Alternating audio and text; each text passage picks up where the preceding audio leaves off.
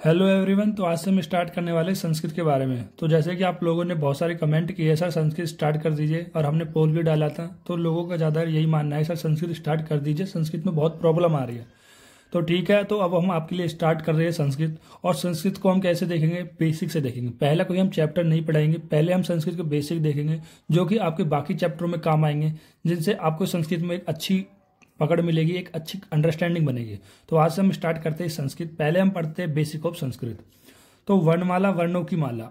देखो वर्णमाला क्या होती है? जैसे ए बी सी डी, ए से जेड तक जितने भी अल्फाबेट होते हैं उनको हम कहते हैं वर्णमाला।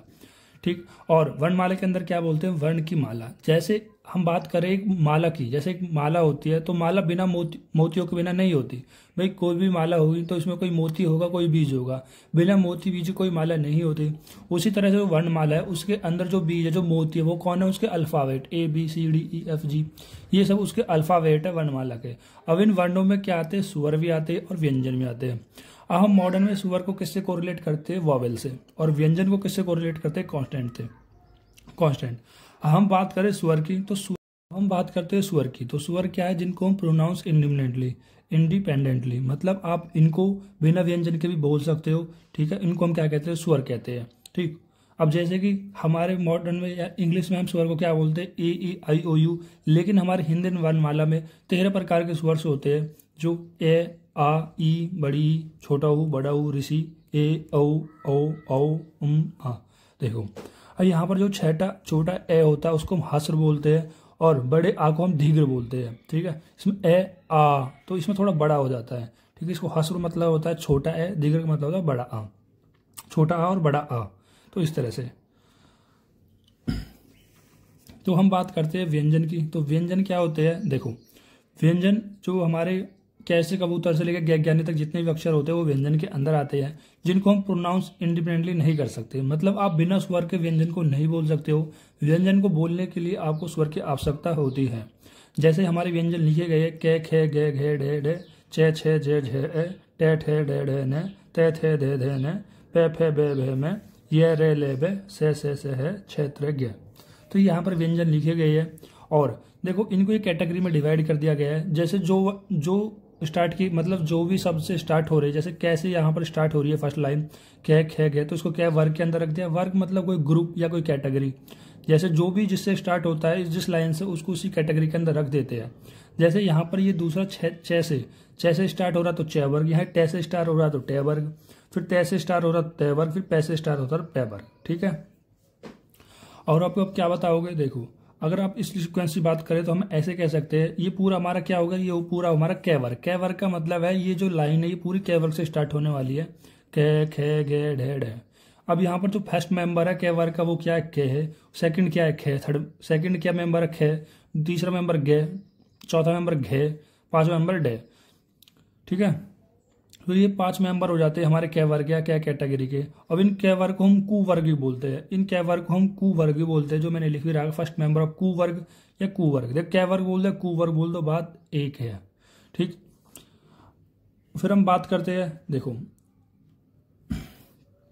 ये हमारे कै चे टे ते पे, इनको आप कैसे याद रख सकते हो? आप कह लेंगे कचट तप, कचट तप, मतलब कै चैट कचट तप, कचट तप। कचट तप से आपको होगा कि आपको सारे सीक्वेंस पता लग जाए। कै में सारे कै वर्ग बता दोगे, फिर चे दूसरा वर्ग चे होता है, तीसरा वर्ग, मतलब ऐसे कै वर्ग, फिर चैट है, एक सीक्वेंस से आपको याद हो जाएंगे। ठीक है, और ये आपको याद करना ही है, क्योंकि अगर आप इनको याद नहीं करोगे तो आपको आगे जाके संस्कृत में थोड़ी प्रॉब्लम होगी।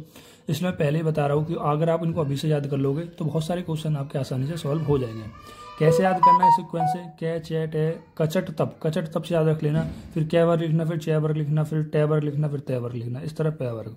और यहाँ पर इनको बोलते हैं ये रे लेबे को बोलते हैं अंतस्थ, और से है को बोलते हैं ऊष्म, और क्षेत्रज्ञ को बोलते हैं संयुक्त। ये इतना इंपॉर्टेंट नहीं है जितना हमारे ये वाले इंपॉर्टेंट है। ठीक। अब यहाँ पर कुछ इंपॉर्टेंट लाइन लिखी हुई है, देखो अब यहाँ पर इसको काट दो, अभी समझ में आपको नहीं आएगा इस प्रश्न को। देखो,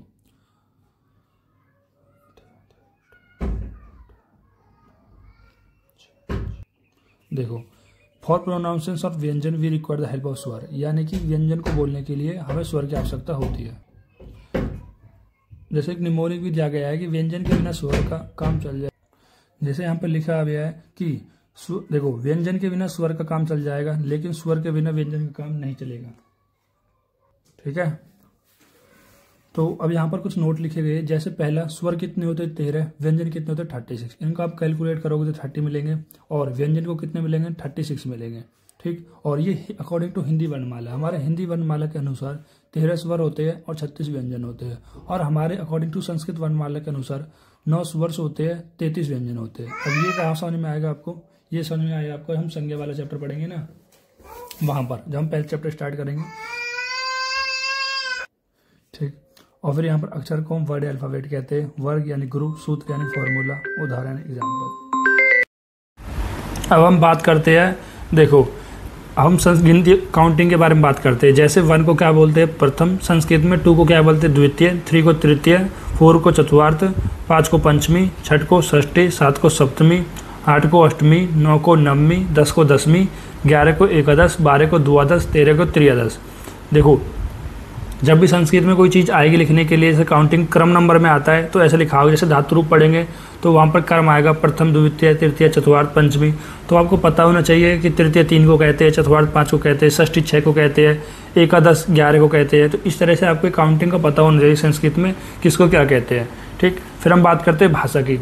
भाषा क्या होती है, अपनी बात को या वाणी को स्पष्ट करना है, यानी जो आपकी मन की बात है उसको स्पष्ट करना है, उसको हम क्या कहते हैं भाषा कहते हैं। यानी कि अपनी मन की बात को किसी तरह से आप एक्सप्रेस कर रहे हैं, दूसरे को बता पा रहे हैं, उसी को हम क्या कहते हैं भाषा कहते हैं। अब भाषा, जो भाषा शब्द है वो भाष धातु से बना हुआ है, भाषा शब्द भाष धातु से बना हुआ है। अब हम बात करते हैं व्याकरण की।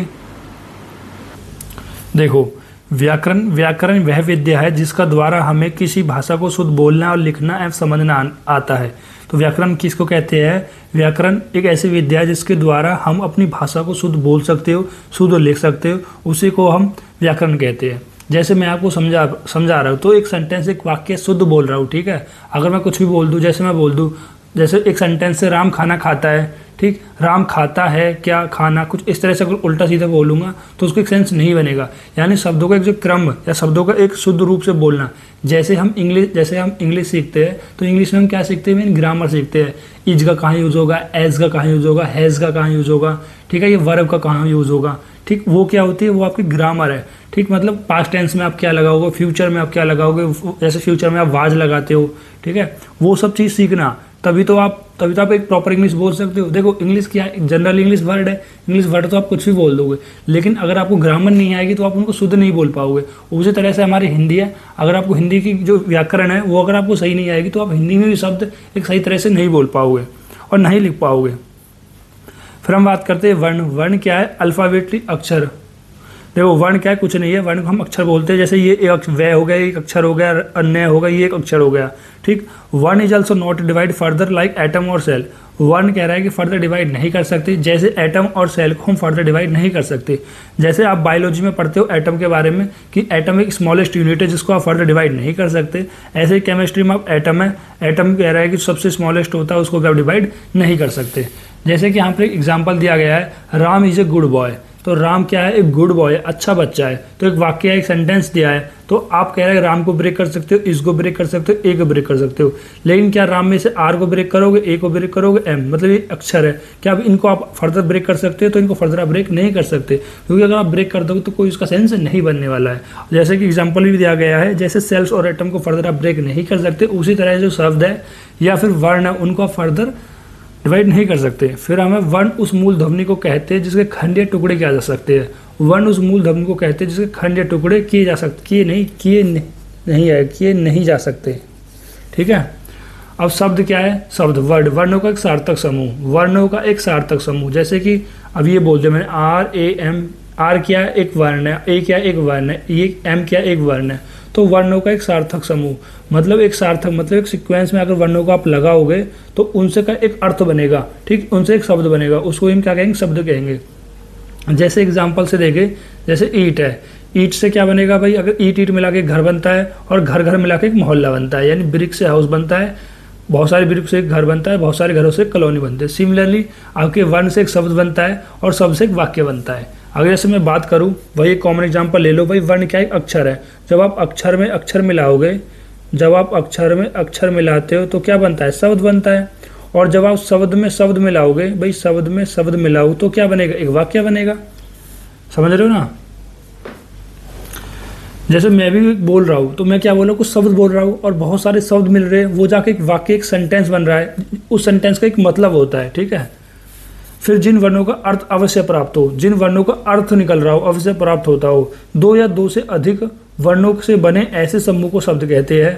भाई दो या दो से अधिक वर्णों से बने मतलब इनमें दो अल्फाबेट तो मिनिमम होने चाहिए, जिसका कोई ना कोई एक अर्थ भी निकले, तो उसे हम क्या कहेंगे, उसे कहेंगे हम शब्द। जैसे ये देखो, मान लो एक दो, ये दो वर्ण है, ये बोला ना कि दो या दो से अधिक वर्ण, या तो दो या दो से अधिक वर्ण हो, और ये जो अर्थ है मतलब इनसे जो दो वर्णों से जो बना हुआ ये समूह है या दो बना हुआ ये शब्द है, उसका एक अर्थ भी निकल रहा है। अब इसका ईट का एक अर्थ निकल रहा है, तो इस तरह से होता है हमारा शब्द। फिर बात करते हैं वाक्य की। देखो वाक्य क्या है, एक सेंटेंस, सेंटेंस मतलब पूरा एक सीक्वेंस। जैसे मैं बोल रहा हूँ राम खाना खा रहा है, तो एक पूरा एक सेंटेंस हो गया, पूरा एक वाक्य हो गया। शब्दों को सुव्यवस्थित सार्थक समूह, यानी शब्दों को अगर आप अच्छी तरह से अरेंज कर दोगे, उनके समूह को, उनके ग्रुप को, तो एक सेंटेंस बनेगा, उसको हम क्या कहेंगे, वाक्य है। वह शब्द समूह जिससे पूरी बात समझ आ जाए वाक्य कहलाता है, ठीक है।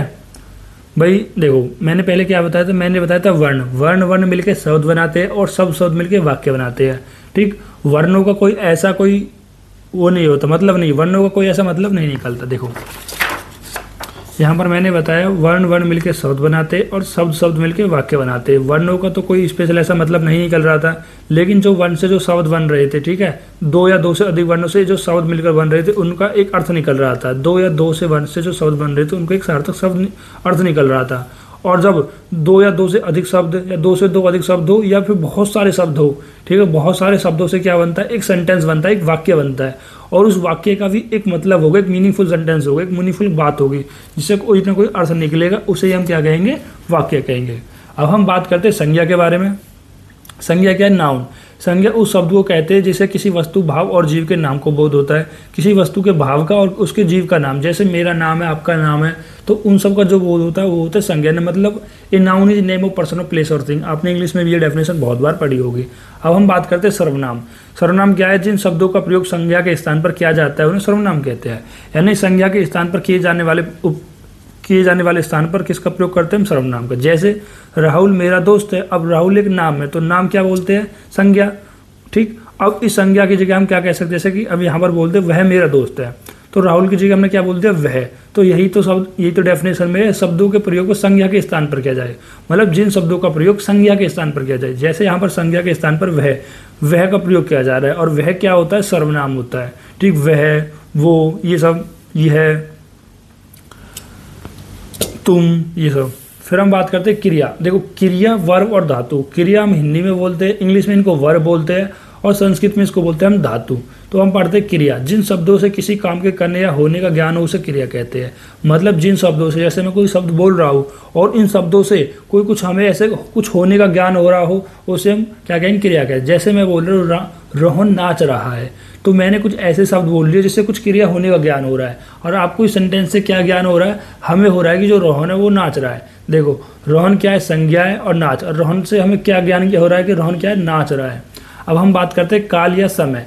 क्रिया के जिस रूप में कार्य करने या होने का ज्ञान होता हो उसे काल कहते हैं। देखो मतलब इसमें कहने का क्या पता चाह रहा है कि क्रिया के जिस रूप में, मतलब किस क्रिया के जिस रूप में कार्य होने का समय, मतलब जो कार्य हो रहा है वो किस समय में हो रहा है।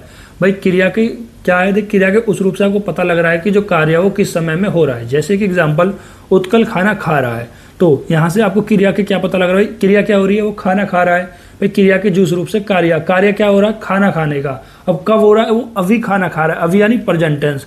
अगर हम बोलते उत्कल खाना खा रहा था, तो अब कौन सी क्रिया से क्या पता लगा हमें, क्रिया से क्या पता लगा हमें, क्रिया से लगा फ्यूचर टेंस, ठीक। जैसे मिंटू कल से पढ़ेगा, कल यानी जो मैंने वाज लगा दी, खाना खा रहा था, वो पास्ट होगा, पास्ट जो मैंने भी बोला ना, ये मिस्टेक थी, ये पास्ट होगा। वैसे मिंटू कल से पढ़ेगा, अब कल से पढ़ेगा, कल आने वाला, कल क्या है, फ्यूचर आपका।